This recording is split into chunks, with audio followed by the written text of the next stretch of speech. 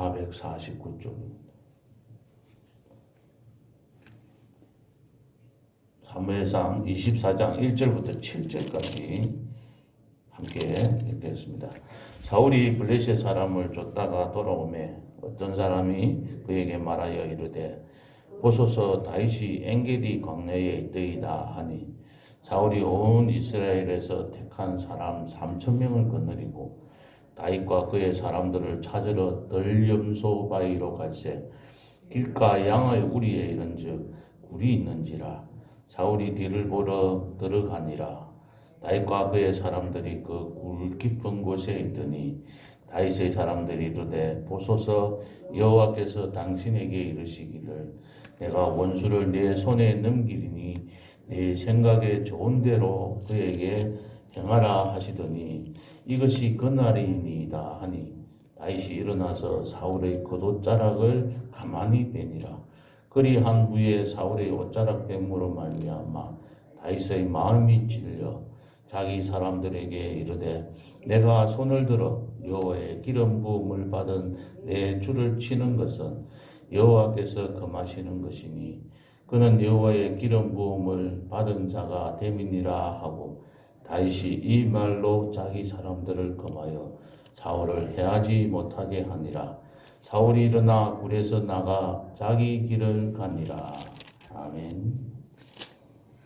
오늘 본문은 24장 1절부터 전체적으로 끝까지 22절까지 봐야 됩니다만 시간 관계로 7절까지만 읽었습니다.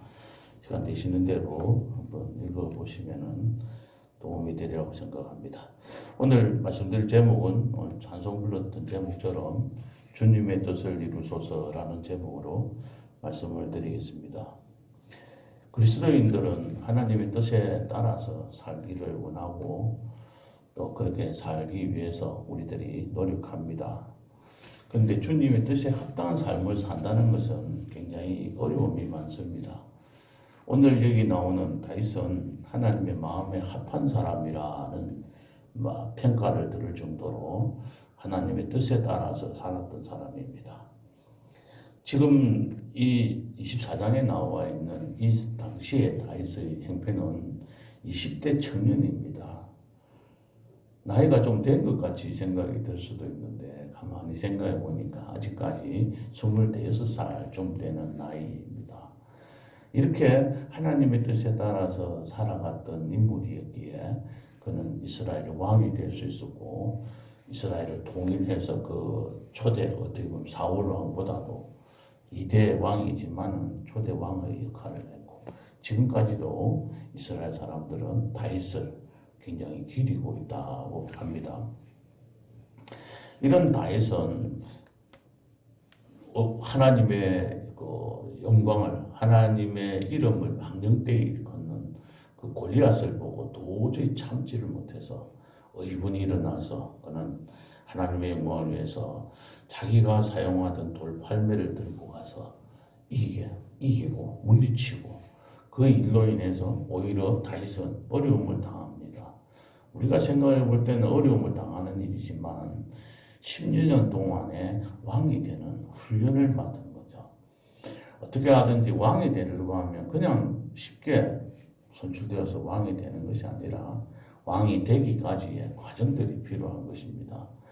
군인들이 훈련을 받아서 장교가 되려고 하면 4년 동안의 육군사관학교에서 훈련을 받아야 그 사람들이 훌륭한 장군으로서 또 장수로서 일을 할 수 있는 것이죠. 물론 육군사관학교를 거치지 않고 장교가 되는 사람들도 있습니다만은 그 과정을 거친 사람들과 거치지 않은 사람들과의 차이도 있으리라고 봅니다. 어쨌든 이러한 훈련들을 잘 겪은 다윗이었기에 나중에 임금이 됩니다. 다윗은 지난번 거일라 성읍을 떠나면서 엔게디 광야에 숨어 있습니다. 이 거일라 지난 화요일에 말씀을 드렸습니다만 거일라 주민들을 이렇게 그들에게 복수하지 않고 그곳을 떠나서 하나님의 뜻에 따라 행동하는 그런 모습을 보고 역시 참 다윗은 왕제다. 왕의 어떤 그런 자질을 갖고 태어난 사람이다 하는 생각을 하게 되었습니다. 어쨌든 이 그일라 성읍을 떠난 다윗은 여러 곳으로 방황을 하다가 엔게디 광야에 숨어 있게 됩니다. 그때 이 사울이 또 3,000명을 거느리고 다윗을 찾으러 들렴소 바위 쪽으로 갔습니다. 오늘 집에 가셔서 혹시 시간적인 여유가 있으면 유튜브에서 엔게디라고 쳐서 엔게디가 과연 어떤 지역인가 한번 살펴보시면 오늘 말씀이 많은 도움이 되리라고 봅니다. 이 엔게디는 사해 바다 근처에 있는데 우리나라와 같이 이렇게 협곡이라고 하면 산 골짜기를 생각하시는데 우리나라와 같은 이런 골짜기라기보다는 평지에 물이 흘러가다가 그 평지 밑으로 자꾸 이 뭐라 그럴까요? 협곡이 파여져서 협곡이 생기는 그런 곳입니다. 폭포와 같이 제주도 가면 정봉 폭포와 같은 그런 모습들, 그 폭포가 같이 떨어져서 그 아래쪽이 폭포가 또 호수가 있고 사람들이 먹고 살 수 있는 그런 곳이 또 되고 그 다음에는 그 주변이 동굴이 많아가지고 피신을 할 수 있는 곳들이 참 많은 그런 곳이라고 합니다. 그러니까 동굴이 엔게디 그 골짜기에 동굴이 한 개만 있는 게 아니고 여러 개 있어서 만약에 여기 지금 현재 다윗이 그곳에 숨었다는 소식을 듣고 찾아가지만 동굴이 너무 많아가지고 어느 동굴에 숨어 있는지를 잘 모르는 겁니다. 찾기가 굉장히 힘든 그런 곳이기도 합니다. 큰 바위들이 있는 산악지대와 또 깊고 또 지형이 험준한 그런 협곡이 바로 엔게디 곳이라는 곳입니다. 이 덜렴소 바위라는 또 말이 나오는데 이것은 지금도 가면 이 덜렴소들이 이곳에서 풀을 뜯어먹으면서 살아가고 있다고 합니다. 그래서 이 엔게디라는 말의 뜻 자체가 새끼 염소의 샘이 있는 곳이다. 물도 있고 이래서 지금도 가면 폭포가 있고 조그마한 이런 그 물이 많은 모욕을 할 수 있는 그런 것도 있는 휴양지이기도 한답니다. 어쨌든 이런 곳에 지금 다윗은 숨어 있습니다. 그곳에 사울이 찾아갔습니다. 찾아가서 3절에 보면은 굴이 있는데 사울이 뒤를 보러 들어갔다고 했는데 뒤를 보러 갔다는 것은 두 가지의 해석이 있습니다. 하나는 용변을 보러 간 겁니다. 혼자서 용변을 보러 갔다고 이야기하는 겁니다. 그러니까 용변을 보러 가기 때문에 사람들을 데리고 갈 수가 없고 혼자 가게 된 것이죠.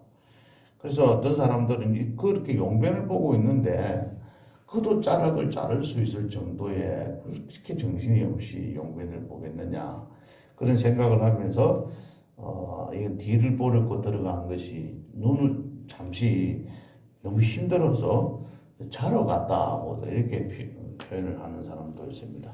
어쨌든 제가 이렇게 그림을 한번 찾아보니까 다윗이 이렇게 사울이 용변을 보고 있는데 이 옷이 길쭉 우리가 한복 입을 때 두루마기처럼 그런 옷을 입고 다녔다고 합니다.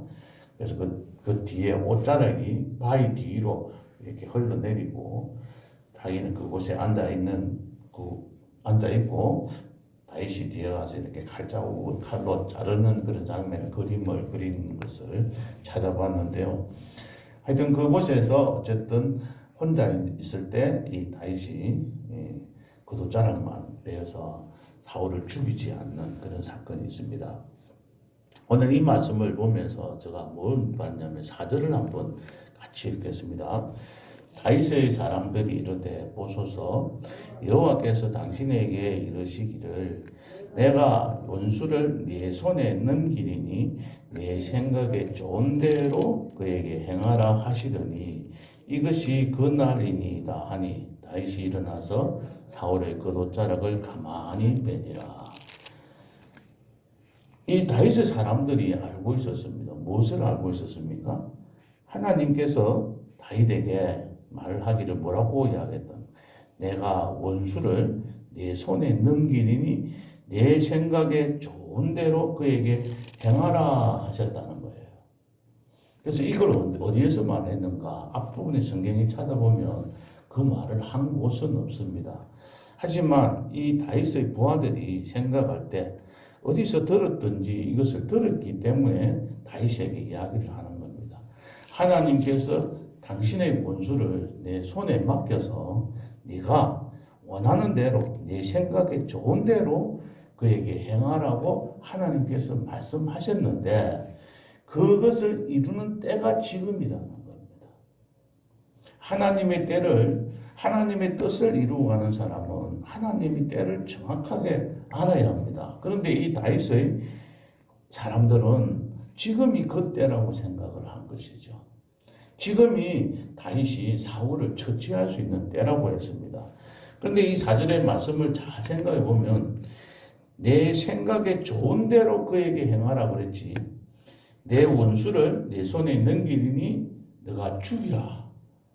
내가 그를 처치하라. 이렇게 말씀하지 않았습니다. 이 말씀을 잘 한번 생각해 보면 참 깊은 뜻이 있어요. 내 생각에 좋은 대로 해라. 내 생각해 볼 때 내가 잘 판단해서 내가 너를 내 적을 너에게 맡길 테니까 내가 생각에 옳은 대로 좋은 대로 잘 한번 생각해 보고 해라. 이렇게. 죽이라 이런 뜻이 아니고 살리라 이런 뜻도 아니고 내 생각에 좋은 대로 하라.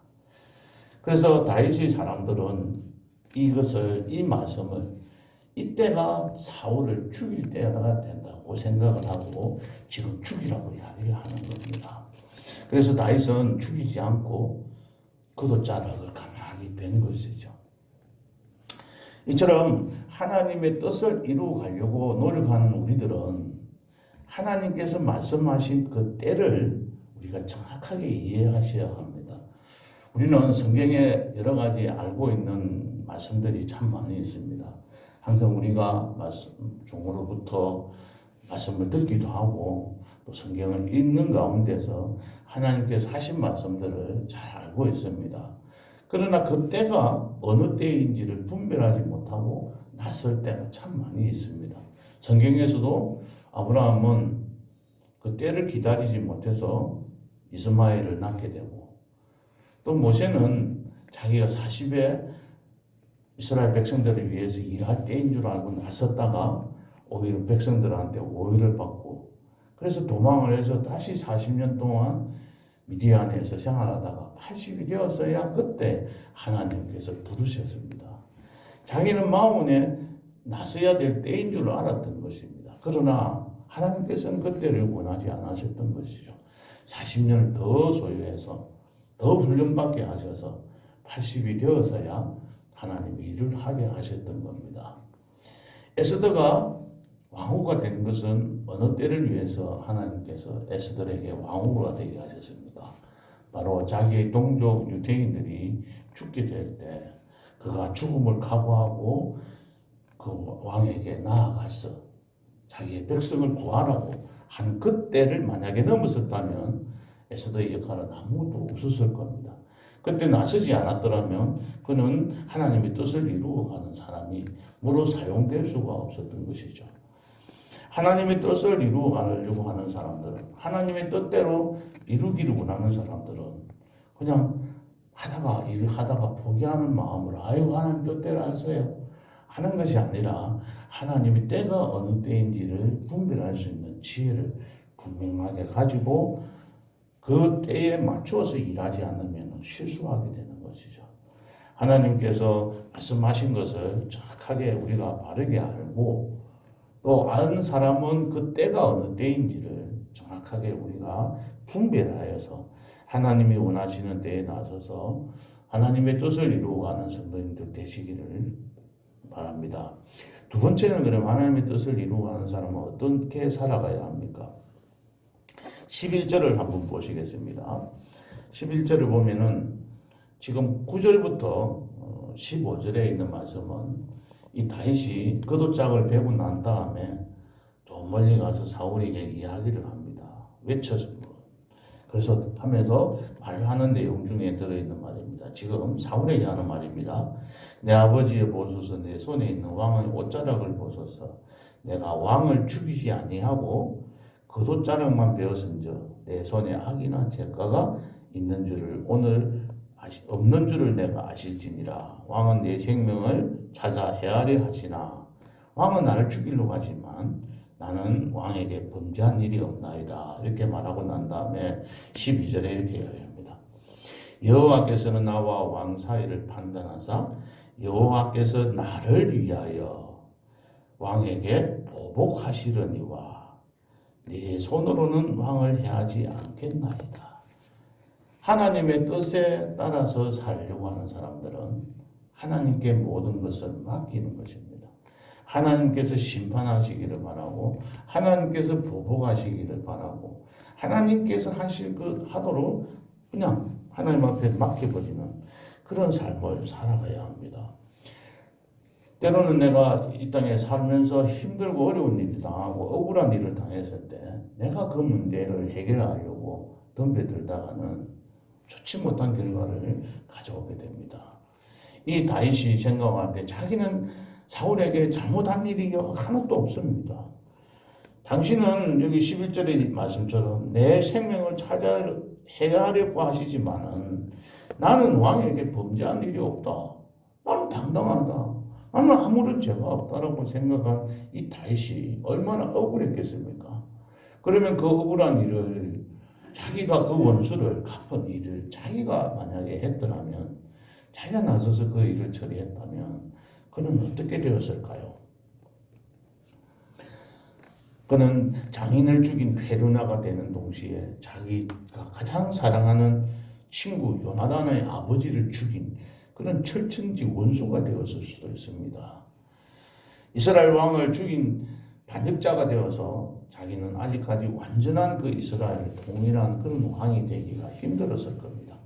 무엇보다도 하나님께서 기름 부으신 자를 그런 피를 그 자의 피를 손에 묻힘으로써 양심의 가책을 느끼면서 평생 살아갔을지도 모릅니다. 그는 자신이 일을 하지 않고 그 모든 일을 처리를 하나님께서 하시기를 맡기고 기다렸습니다. 그렇게 할 때 시간이 걸립니다. 때로는 내가 이 땅에서 살아있는 날 동안 그것이 해결되지 않을 수도 있습니다. 그렇지만 하나님께서 하시도록 하나님께 맡기는 그러한 삶을 살아갈 때에 하나님의 뜻을 이루어갈 수 있습니다.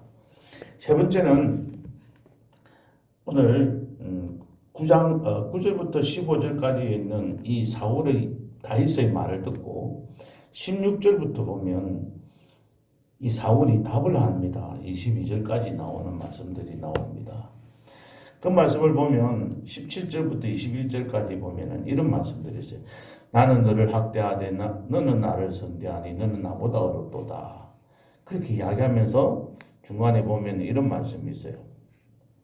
네가 반드시 왕이 될 것을 알고 이스라엘 나라가 내 손에 견고히 설 것을 아노니 이렇게 해서 이 사울 왕도 하나님의 뜻이 무엇인지를 알았습니다.